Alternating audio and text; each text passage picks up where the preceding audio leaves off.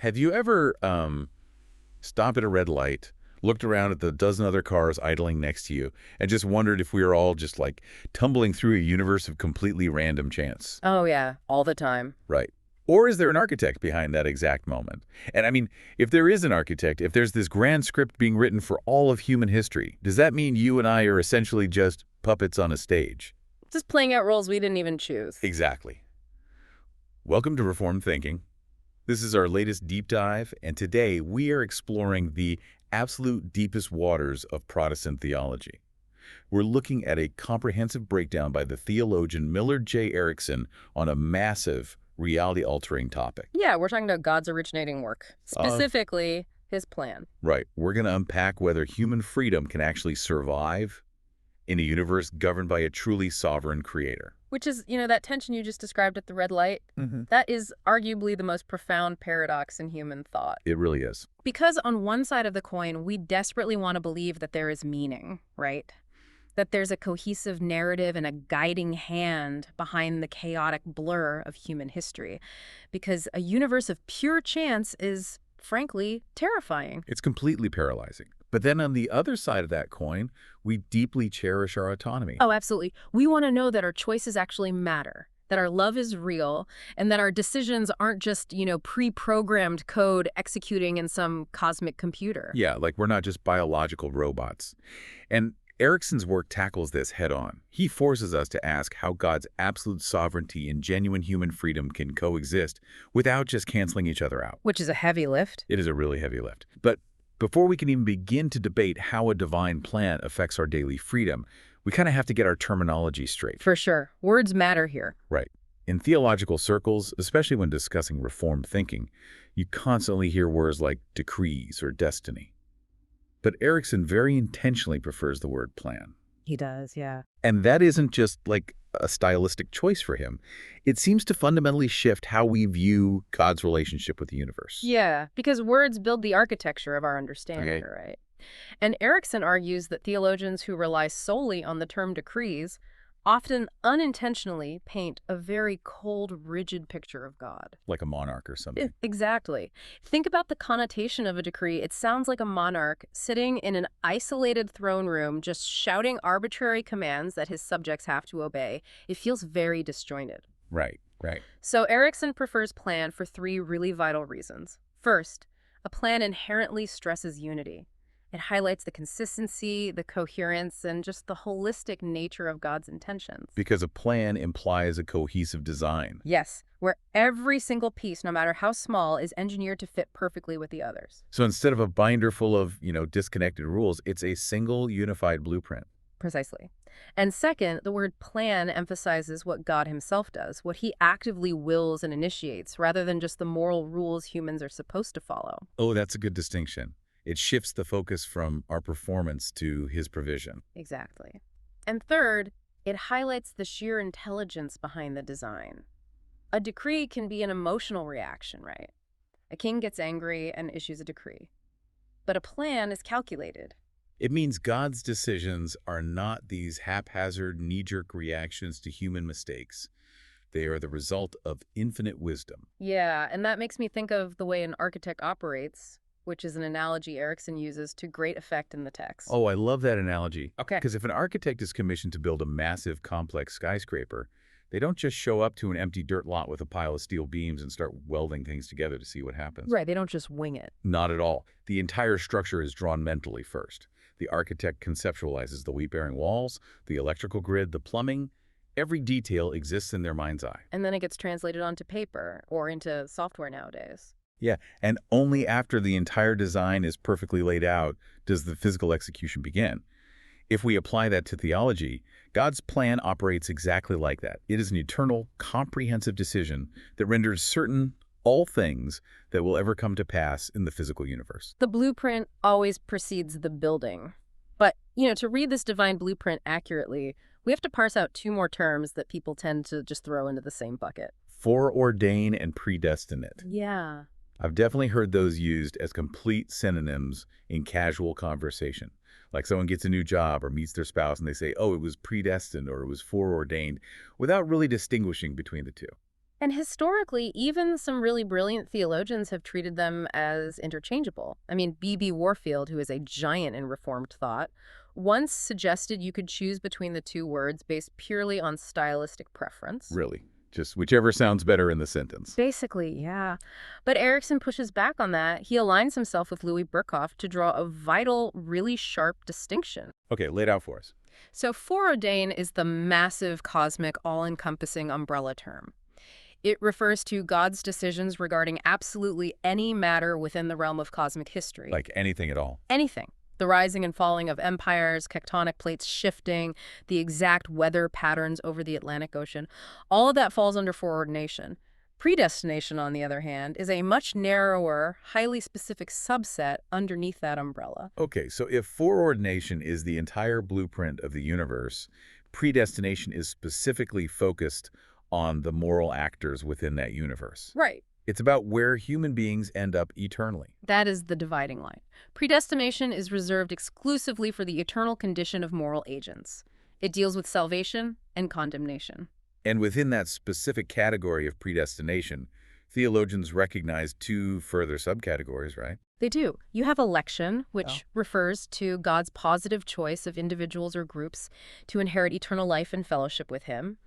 And then you have reprobation, which is the solemn negative choice regarding those who will suffer eternal lostness. So you can say God foreordained a thunderstorm, but you would never say He predestined a thunderstorm. Exactly. You wouldn't use that word for weather. But, okay, if foreordination literally covers every single matter in cosmic history, that raises an immediate, almost absurd question about scale. I know where you're going with this. I mean, does that mean God foreordained me dropping my coffee mug on the kitchen floor this morning? Because if the blueprint covers every minute detail down to a shattered ceramic mug, we are dealing with a level of micromanagement that the human mind can barely tolerate, let alone comprehend. Yeah, we struggle to comprehend a blueprint that includes a dropped coffee mug because we view the world through this post-Enlightenment, highly mechanized scientific lens. Right. We like to think of the universe as a clock that God wound up and let run on its own laws of physics.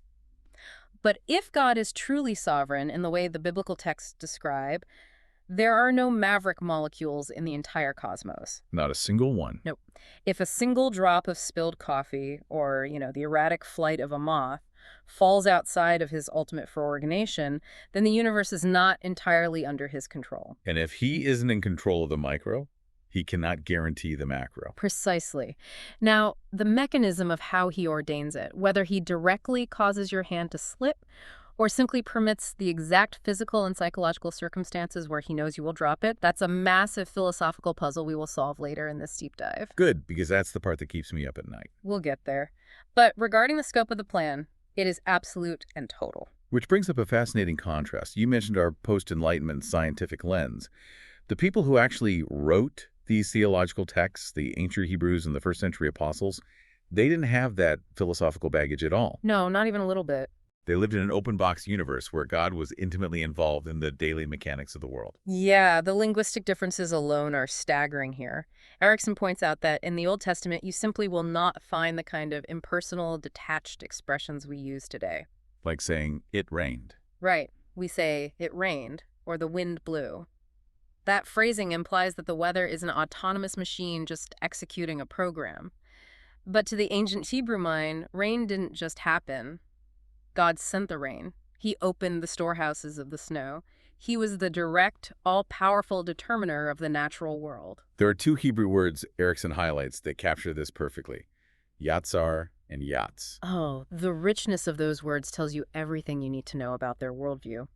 Yatzar is often translated to reflect purpose and prior determination. It carries the imagery of a potter forming clay, right? Exactly. You see this vividly in Psalm 139, where the writer looks at his own life and says, "All the days ordained for me were written in your book before one of them came to be."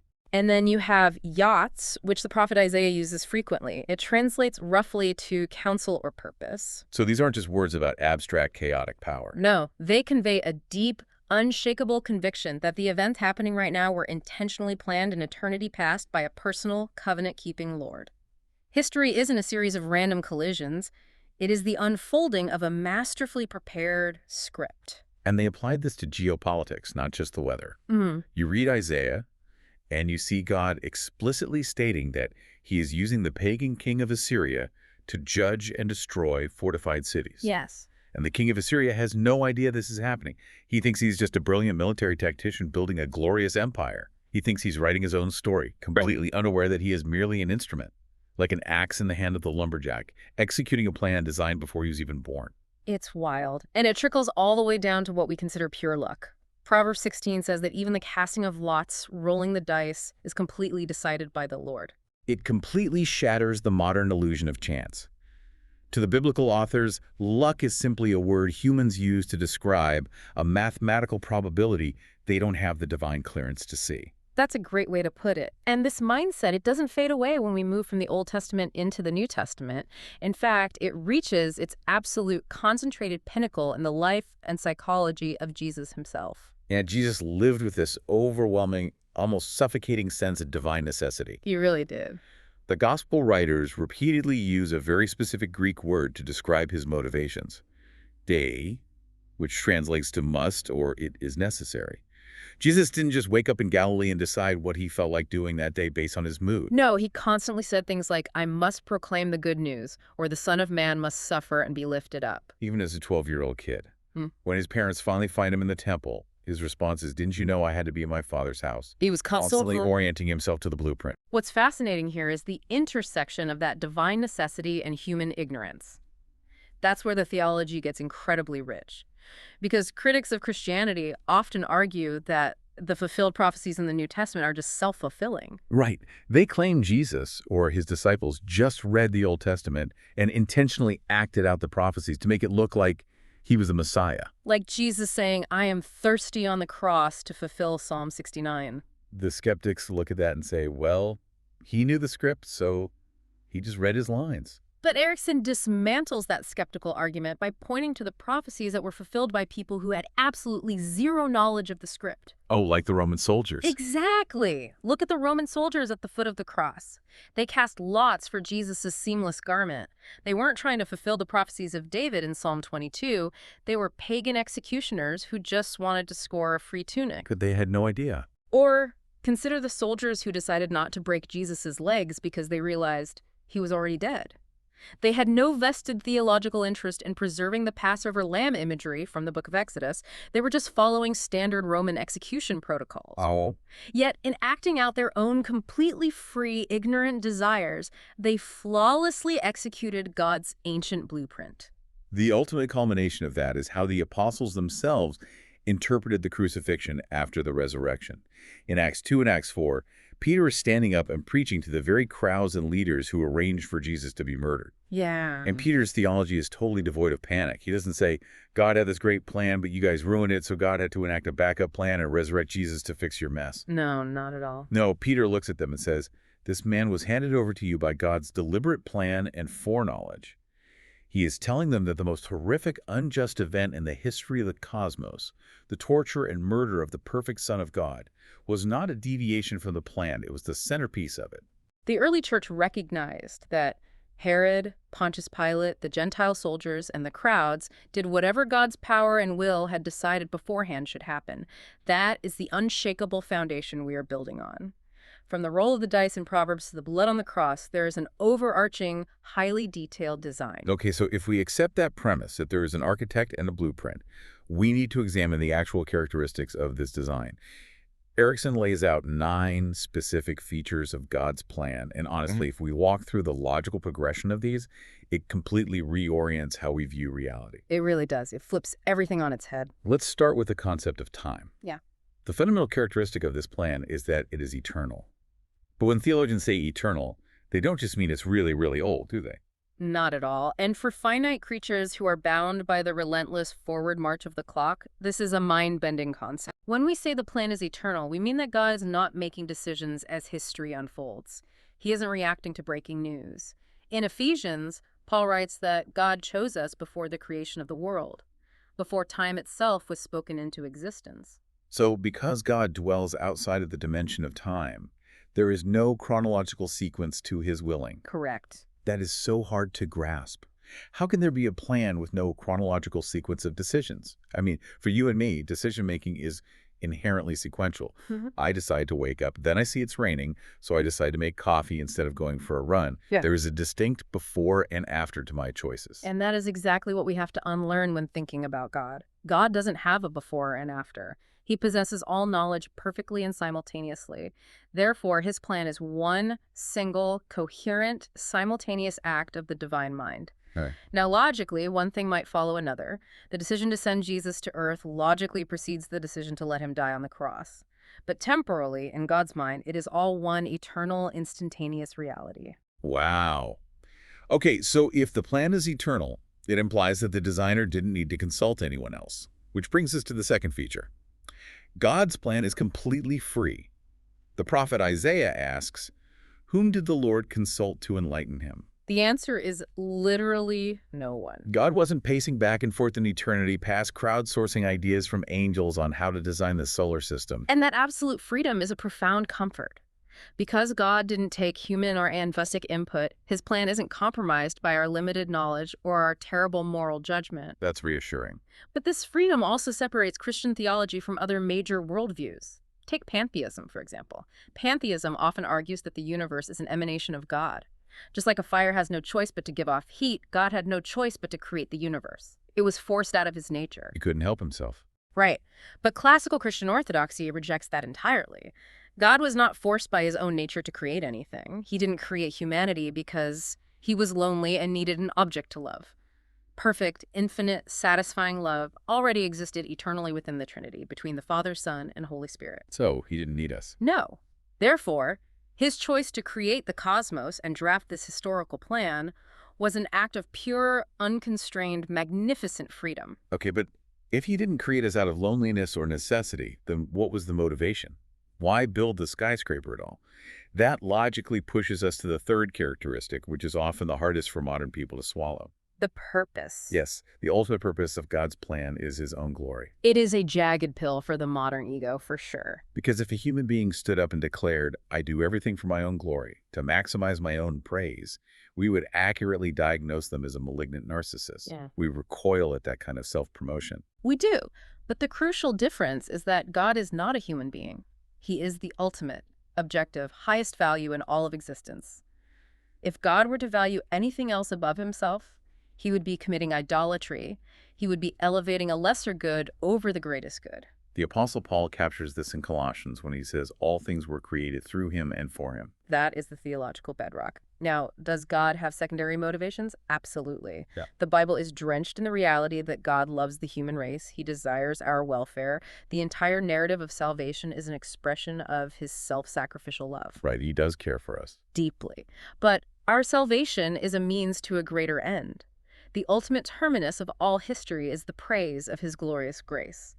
The universe exists for his pleasure, to reflect his infinite worth. Which brings up a practical question. If God is designing this eternal blueprint for his supreme glory, does he only care about the grand, sweeping spiritual moments, like parting the Red Sea or the resurrection?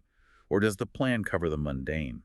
That brings us to the fourth characteristic, the all-inclusive nature of the plan. We love to compartmentalize our lives, don't we? We really do. We construct this mental wall between the sacred and the secular. We think what we do in a church pew on Sunday morning is part of God's plan, but the spreadsheet we are filling out at our desk on Tuesday afternoon is just our secular, autonomous life. But Ephesians explicitly states that God works out everything in conformity with the purpose of his will.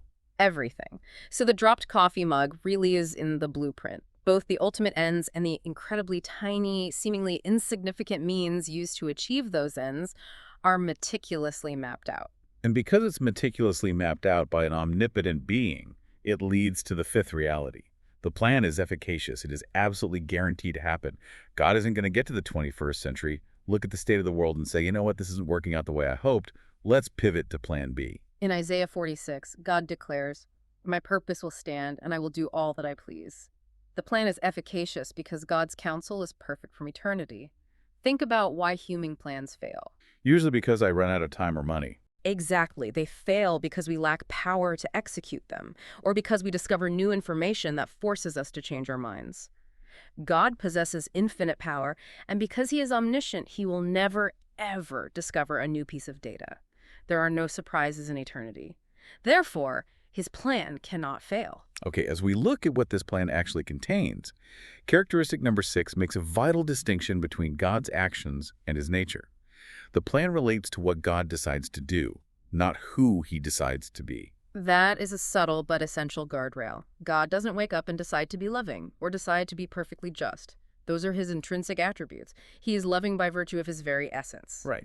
The plan, therefore, is not about his character. It is about the specific actions he decides to take in the arena of history using those perfect attributes. Creating the world, redeeming humanity, sustaining the galaxies. And when we talk about those actions within history, this leads to the 7th point.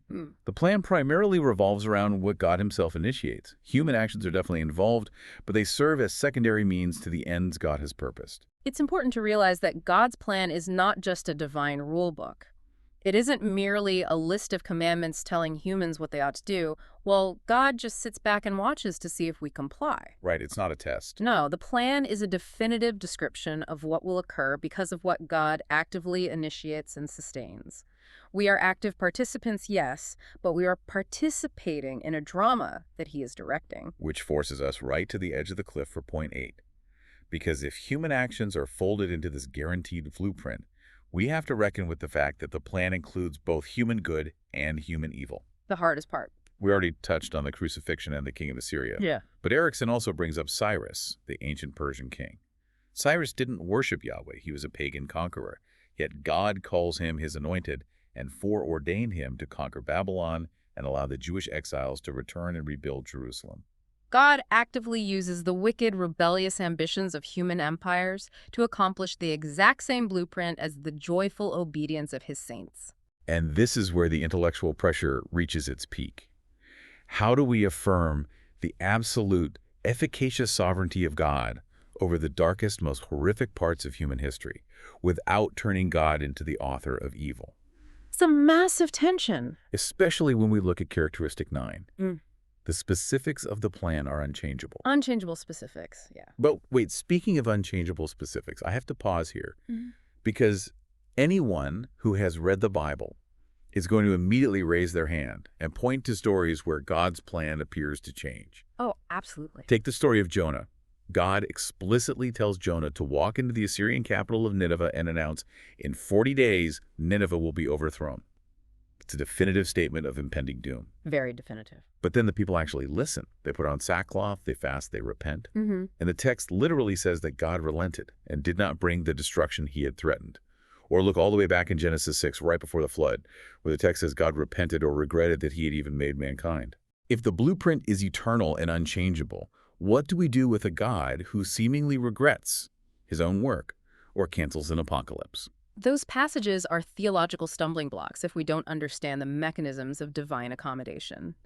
Let's tackle Genesis first.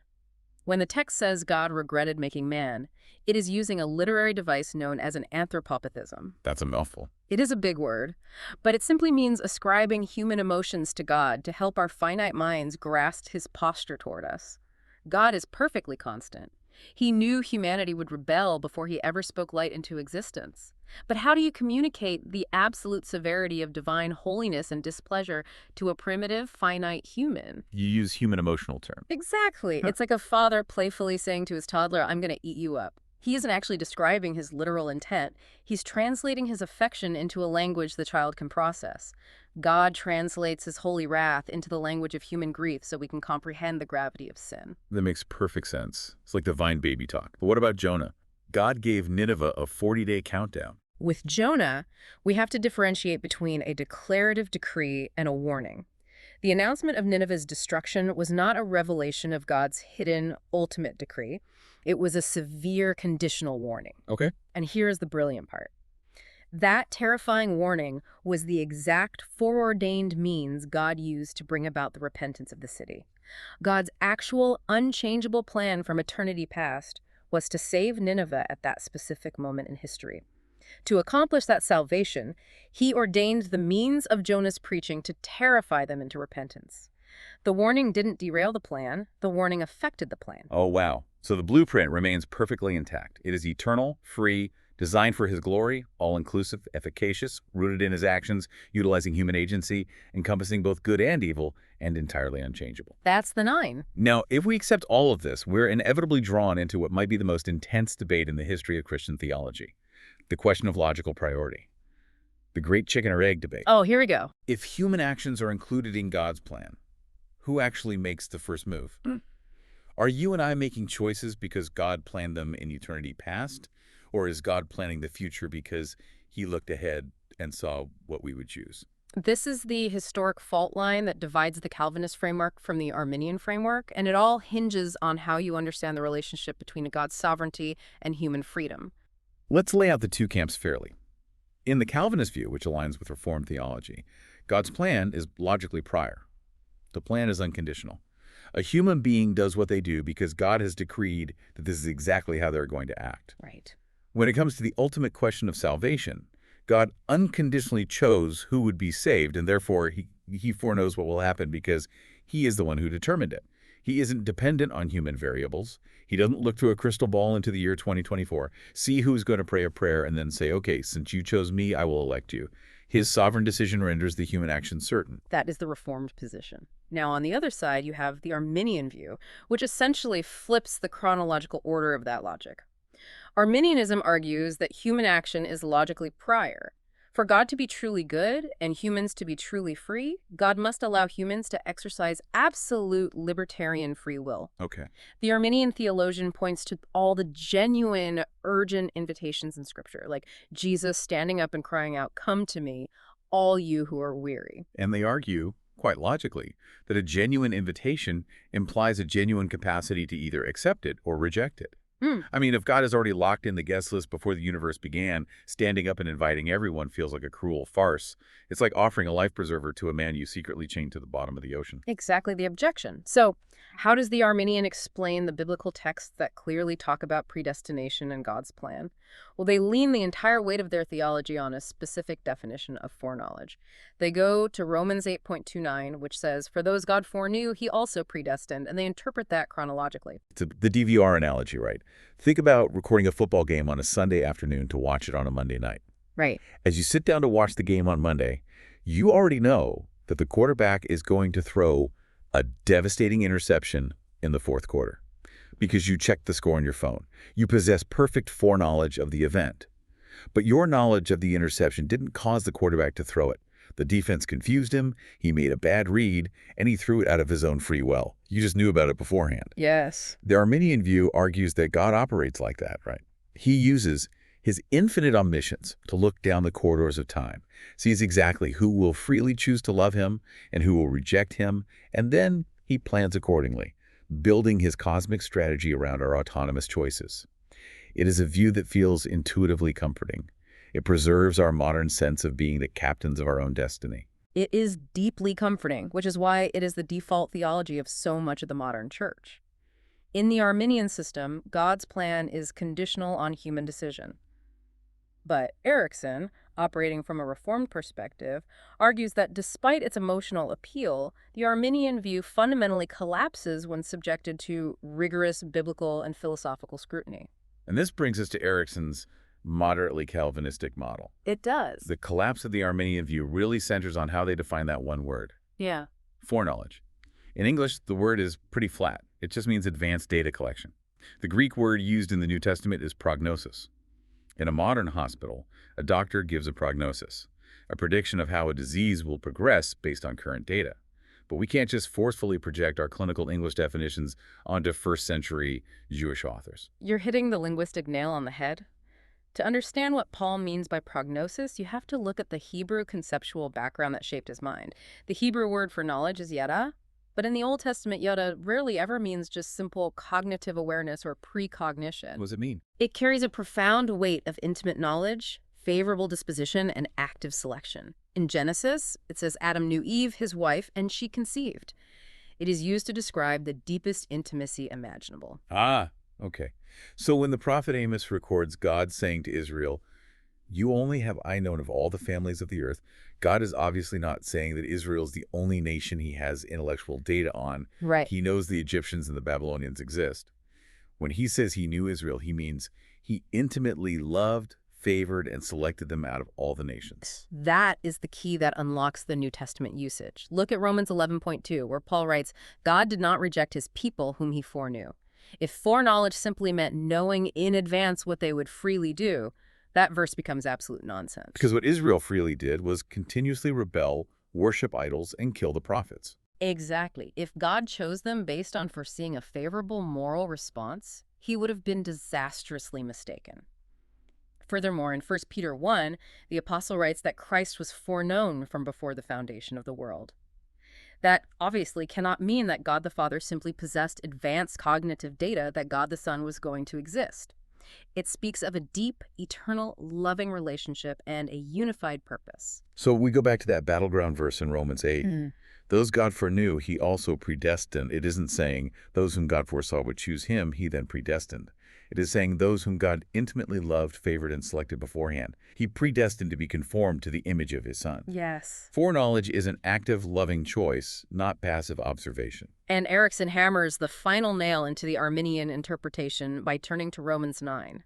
Paul anticipates this exact debate, and he uses the story of the patriarchs Jacob and Esau to settle it. Oh, this is a strong passage. It is. Paul explicitly writes that before the twins were even born, before they had done a single thing good or bad, God told their mother Rebekah, the older will serve the younger. Paul is going out of his way to aggressively deny the Arminian premise. He is waving a flag and saying, this choice was absolutely not based on foreseen works or foreseen faith. It was entirely unconditional, instituted before they took a breath, specifically so that God's sovereign purpose in election might stand. It is inescapable when you read the text. God says, I will have mercy on whom I have mercy, and I will have compassion on whom I have compassion. Paul even uses the terrifying imagery of the potter and the clay. Does the clay have the right to look up at the potter and say, why did you make me like this? The answer is a resounding no. The plan of God is unconditional. But this brings all the tension rushing back. Yeah. If the script is unconditional, if God isn't just watching a tape delay of history, but is actually the one writing every line of dialogue, how in the world do we maintain any semblance of human freedom? I mean, if God decides everything I'm going to do for my eternal salvation down to dropping a coffee mug, aren't I just a biological robot? How does Erickson resolve this? To resolve this without abandoning either God's sovereignty or human accountability, we need to introduce a crucial philosophical distinction. We have to clearly differentiate between God rendering a future event certain and God rendering an event necessary. Okay, that sounds like a semantic trick. What is the practical difference between certain and necessary? It is the difference between coercion and actualized freedom. If God renders an event necessary, it means he decrees that it must happen against all opposing forces, and you cannot act contrary to it, even if you desperately want to. It is pure compulsion. You are dragged to the destination. But if God renders an event certain, it simply means he has decided that it will definitively happen, but he orchestrates it in such a way that the human being walks into that event freely. The person will not act in a way contrary to the course of action God has chosen, but they act that way out of their own desires, not because they are being physically or psychologically forced against their will. I see.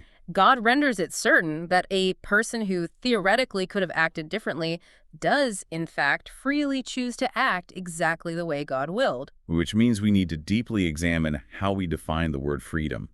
The text introduces a framework called compatibilistic freedom, sometimes referred to as soft determinism. To explain this, Erickson uses a brilliant illustration involving food. Let's call it the liver analogy. I love this one. It's so good. Say you and I go to a fancy dinner party, and the host comes out and offers me a choice between a plate of liver and literally any other entree, say a ribeye steak. Now, in this scenario, I'm completely free from any external constraint. Nobody has a gun to my head. No one is threatening my family.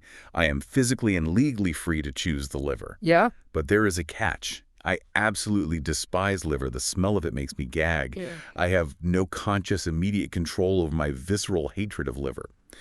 So when the host asks, I freely, enthusiastically choose the steak. I was completely free to do as I wished. But, and this is the philosophical hook, was I free to wish as I wished? That is the brilliant crux of compatibilism. True freedom is the ability to act according to your strongest desires at any given moment. You freely chose the steak because it was your strongest desire, but here's the reality check. You are not the ultimate author of your own desires. Right. Your desires are shaped by a complex, inescapable web of factors. Who you are at that dinner party is influenced by your genetic makeup, which dictates your taste buds, a factor you did not choose.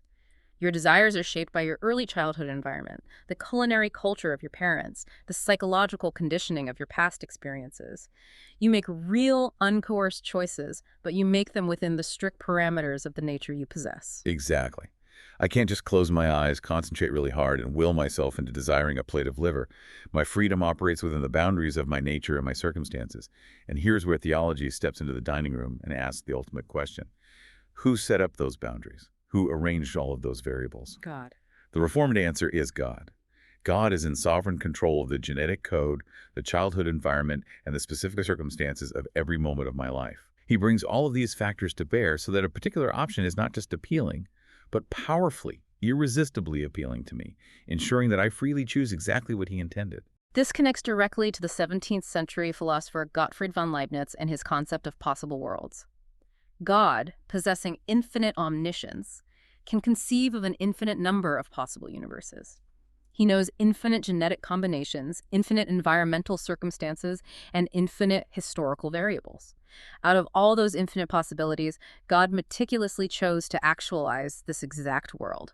Wow. A world in which you possess the exact genes you have, face the exact environmental stimuli you face, and respond to those stimuli exactly as he knew your nature would dictate. It is staggering to contemplate. If a single variable in my past had been altered by an infinitesimal amount, if I'd read a different book in high school, or if my parents had moved to a different city, I might be a completely different person who desires completely different things. But God actualized the one specific reality where I freely make the choices he ordained. It is staggering. Now, Erickson points out a flaw in Leibniz's original philosophy. Leibniz had some deistic overtones. It sounded as if God just selected the blueprint, wound up the clock of this possible world, and then stepped back to watch it tick on its own. Oh, like setting it and forgetting it. Exactly. Yeah. Erickson modifies this to emphasize that God is actively, continuously at work, sustaining and directing this world, not just setting the initial dominoes. John Feinberg takes this even further, arguing that we shouldn't think of God making isolated, independent decrees in eternity past, like checking items off a list. Rather, God makes one massive, interrelated decree to actualize this specific, infinitely complex web of reality. And B.B. Warfield gave this a name, congruism. God works congruously, meaning in perfect harmony, with the will and nature of the individual. He doesn't violate our will, he persuades it. Feinberg uses a classroom analogy that perfectly illustrates how God's sovereignty doesn't equal coercion. Imagine you are a teacher and you have a deeply disruptive student in your classroom. You make a sovereign decree that student needs to leave the room. How do you accomplish that goal? Well, there are three distinct methods. The first is external compulsion. If I'm physically strong enough, I walk over, pick the student up by the shirt collar, drag them out the door, and lock it behind them. The student is gone, my decree is accomplished, but their will was completely violated. They fought me the whole way. Right. The second method is internal compulsion. That would be you, the teacher, pulling a loaded gun out of your desk and threatening the student's life if they don't leave. The student technically stands up and walks out on their own 2 feet, but only under extreme manipulative duress. Their will is fundamentally coerced by terror. But the third method is persuasion. I don't use physical force, and I don't use terror. I reason with the student. I point out the severe disadvantages of staying, failing the class, being sent to the principal's office, and the advantages of leaving quietly to cool off. I present the case so perfectly, addressing their specific psychology, that the student's own desires shift. They realize it is actually in their own best interest to leave. Yes. So they voluntarily stand up, pack their bag, and walk out the door. It was their own free, uncoerced decision, yet my exact will was perfectly accomplished. So Warfield, Feinberg, and Erickson are essentially arguing that God is the ultimate, infinitely charismatic leader. He knows exactly how to work on the human heart, how to present truth, how to arrange circumstances and stimuli so that he doesn't have to drag us kicking and screaming into his kingdom. He works in such a perfectly persuasive, appealing way that we freely and joyfully choose the path he intended all along. That is the essence of congruism. But we have to recognize the vast ontological difference between human persuasion and divine persuasion. When you or I try to persuade someone, it's clunky. We are guessing at what they value, hoping we hit the right psychological buttons. Yeah, sometimes it completely backfires. Right, but God is an infinite being. He possesses exhaustive, intimate knowledge of your innermost thoughts, your deepest fears, the exact firing sequence of your neurons. Erickson points out that because God is not bound by human spatial or dimensional restrictions, he can operate intimately within our will in a way that doesn't violate our freedom. What would be manipulative brainwashing if a finite human attempted it is simply the perfect, harmonious suasion of the Creator interacting with the creature he designed. That is a breathtaking way to view God's interaction with us. But, okay, this soaring theological high inevitably leads us directly into a massive, dark pothole. I know where we're going. If God sets up the dominoes so perfectly, and if he actualized the exact possible world where he knew how every single domino would fall, what happens when a domino falls into horrific sin? If God has rendered everything certain, does God want us to sin? Is he the author of evil? This is universally recognized as the most sensitive, painful, and difficult aspect of the entire doctrine of sovereignty. To navigate it without impugning the holy character of God, theologians distinguish between two senses of God's will. Erickson labels them God's wish, which we can call will 1, and God's will, which we can call will 2. Let's clearly define the boundary between will 1 and will 2. Will 1, God's wish, is his general intention. It is the revelation of his moral standard, the values that align with his holy nature. Will 1 is what we read in the Ten Commandments. Do not murder, do not lie, be holy as I am holy. It is what he desires from his creatures. Right. Will 2, on the other hand, is God's specific sovereign intention for what will actually occur in space and time. It is his efficacious decree. And here is the heartbreaking but necessary paradox of Reformed theology. There are many times in history when God wills to permit, and thus to have definitively occur, events that he really does not wish. He wills to permit what he does not wish. On paper, that sounds like a flat contradiction, but it makes profound sense when you map it onto human relationships. Erickson uses an incredibly relatable analogy of a mother and her young son. This one is really helpful. A mother deeply, passionately wishes that her son would always be obedient and safe. Her will 1 is for him to never experience harm. But let's say she sees him about to do something foolish and disobedient. Maybe he is repeatedly reaching for a hot stove after being told not to, or he is snatching a toy away from a younger sibling. She is standing right there. She has the physical power to cross the room, grab his arm, and force him to stop.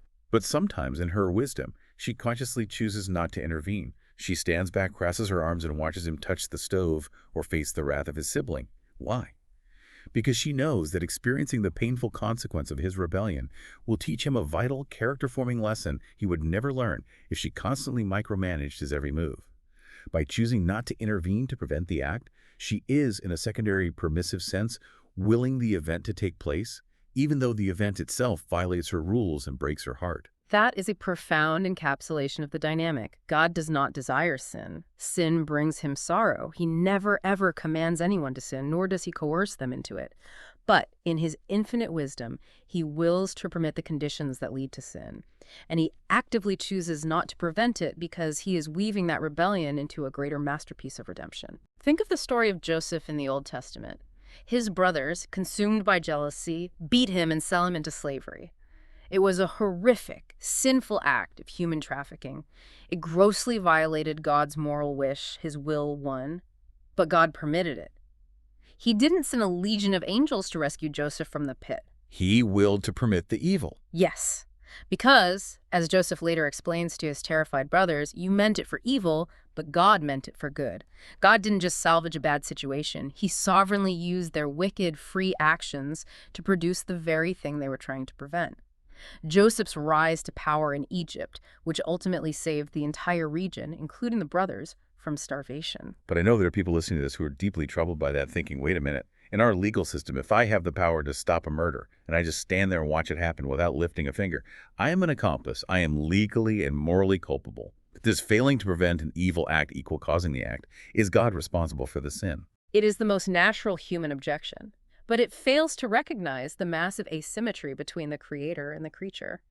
God's permission is not causation. God does not inject malice, jealousy, or hatred into the hearts of Joseph's brothers.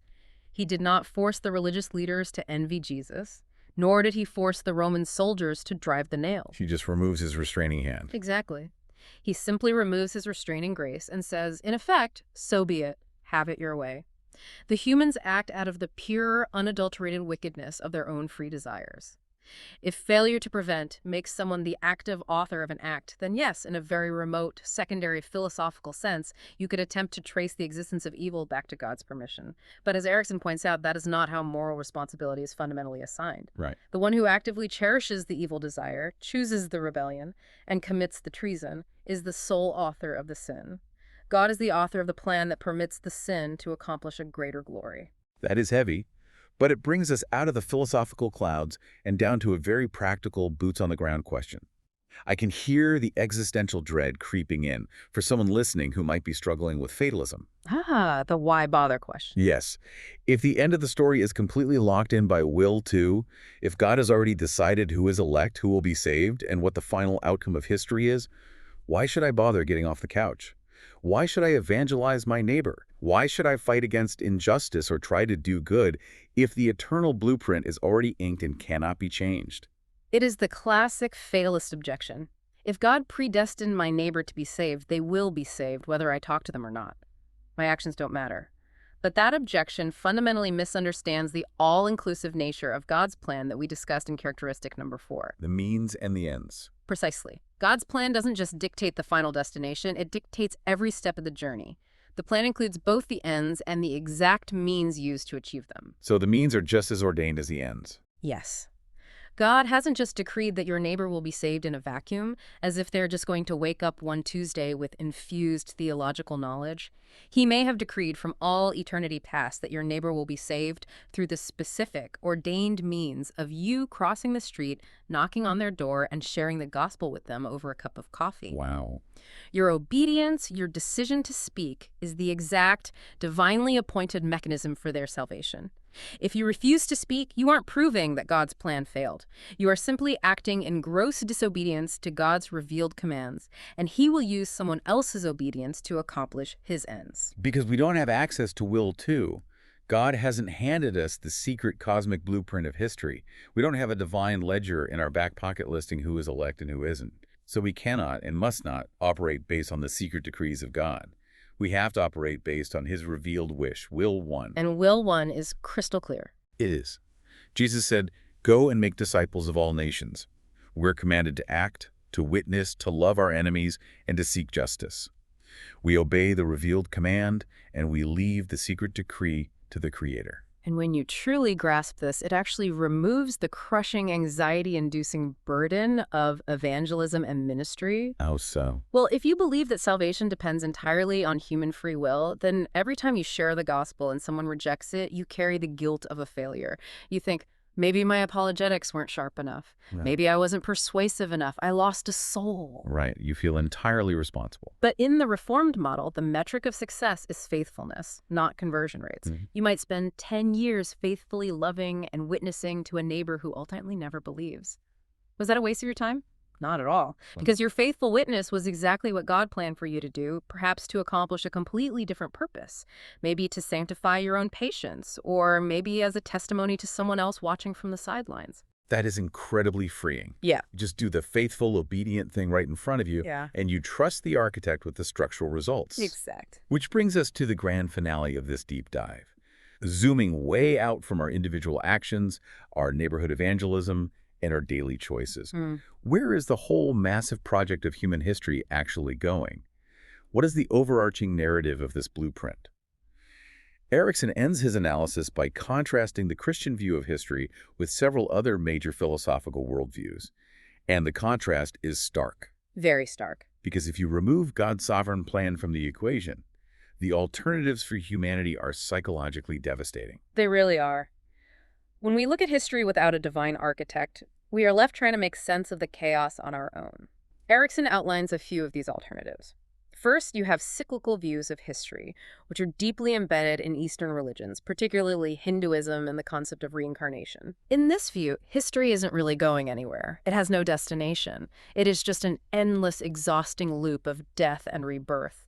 You are trapped on the hamster wheel of karma, enduring suffering over and over again, and the only salvation is nirvana, which is essentially the cessation of individual existence, escaping the loop by snuffing out the self. It's not a narrative of progression, it's a narrative of endless repetition. That sounds exhausting.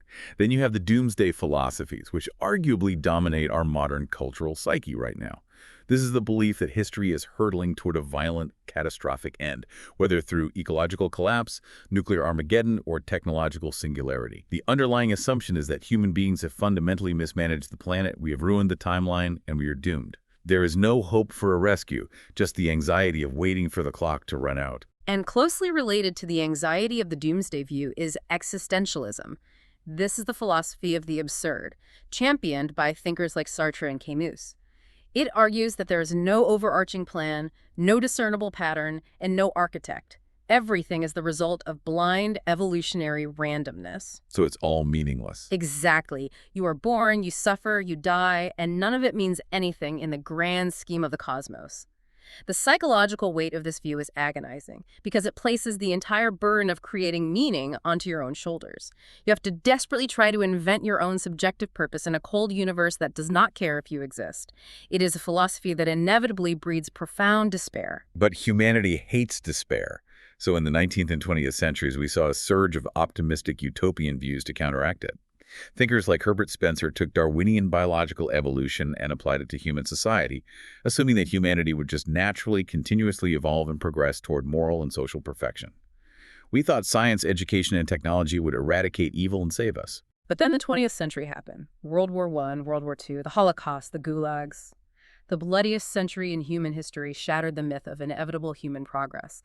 And out of that shattered optimism arose the most militant global philosophy of the modern era, dialectical materialism, or Marxism. Oh, right. It argued that history was driven by impersonal economic forces, inevitably moving from feudalism to capitalism to a final utopian socialist stage where the state would wither away and everyone would be equal. But because it placed its absolute trust in a blind, impersonal dialectic rather than a personal moral God, it justified horrific atrocities to speed up the dialectic. It proved disastrously destructive and personally hollow for millions of people. So against all of that, against the exhausting endless loop of the East, the paralyzing doomsday dread of the modern West, the agonizing despair of existentialism, and the blood-soaked failures of utopian Marxism, what is the Reformed Christian view of history? The Christian view is that history has a telos.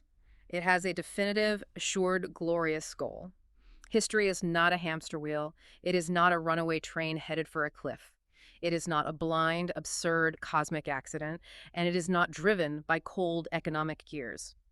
History is a story authored by a loving, personal, infinitely wise creator who has been meticulously carrying out his grand intention from eternity past. That's beautiful. Despite the reality of sin, suffering, and human rebellion, history is progressing precisely and unstoppably toward the culmination of Christ's kingdom. We can look forward with absolute bedrock assurance, knowing that the outcome is totally secure because the architect is omnipotent. We have covered a staggering amount of theological ground today. We started by contrasting the coldness of a decree with the unity of a plan. We explored how the ancient Hebrews viewed a thunderstorm as the direct action of a sovereign Lord. We unpacked the eternal, efficacious, unchangeable characteristics of the blueprint, and we survived the historical crossfire of the Calvinist-Arminian debate by digging into the beautiful relational Hebrew roots of foreknowledge. We really went through it. We did. We looked at compatibilistic freedom, the realization that we choose what we want, but God sovereignly shapes our wants. We wrestled with the heavy reality of God permitting the very sin he hates in order to accomplish a glory we couldn't otherwise know. Yeah. And finally, we saw that all of this divine architecture is driving toward a guaranteed triumphant telos. It is a theological framework that demands everything from your intellect, but in return, it anchors your soul in the most turbulent times imaginable. And that brings me to a final thought for you, our listener, to chew on as you go about the rest of your week. We spent a lot of time talking about how theologians like Warfield and Feinberg view God as the ultimate charismatic author, a sovereign who knows exactly how to persuade your heart, arranging the precise environment, genes, and stimuli to draw you freely toward his will without ever breaking your freedom. If that is true, how does that framework change the way you view your deepest desires and your most painful current struggles today? Are the frustrations you are facing at work, the tension in your home, or the closed doors in your life just random bouts of bad luck in an absurd universe? Or could it be that those exact painful challenges are actually the meticulously designed, highly personalized, persuasive environment that a loving architect is using right now to draw you exactly where you are meant to be? Thank you so much for joining us on this deep dive into Reformed thinking. We'll see you next time.